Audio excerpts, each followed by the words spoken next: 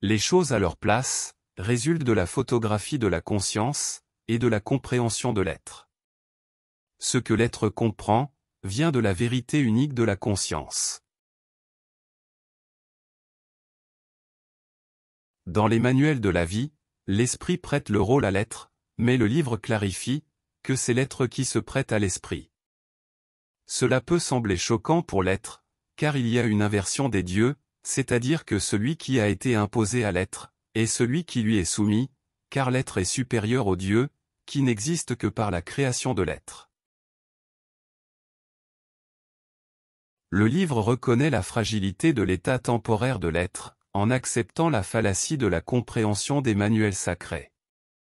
Mais le livre lui-même se rebelle, et fait des insertions dans ces manuels sacrés, pour corroder les manipulations lorsque, des yeux attentifs, investigateurs et questionneurs de l'être, surgit la recherche de la compréhension.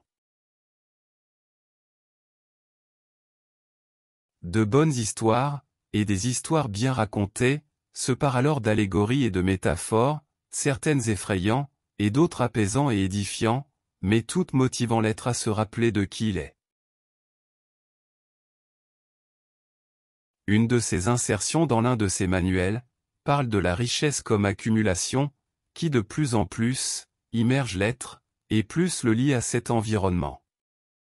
Cette compréhension n'est pas seulement pour les rares ou les fous. Elle est aussi pour ceux en qui apparaît un minimum d'éveil. Que l'être ne reste pas, alors, à attendre quoi que ce soit, car lui seul peut agir.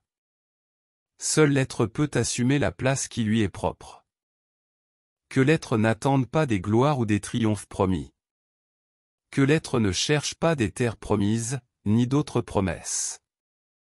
Tout appartient à l'être, sans lui appartenir. Toute chose est l'être en action, et en provient. L'être est comme un enfant joueur, pur et innocent.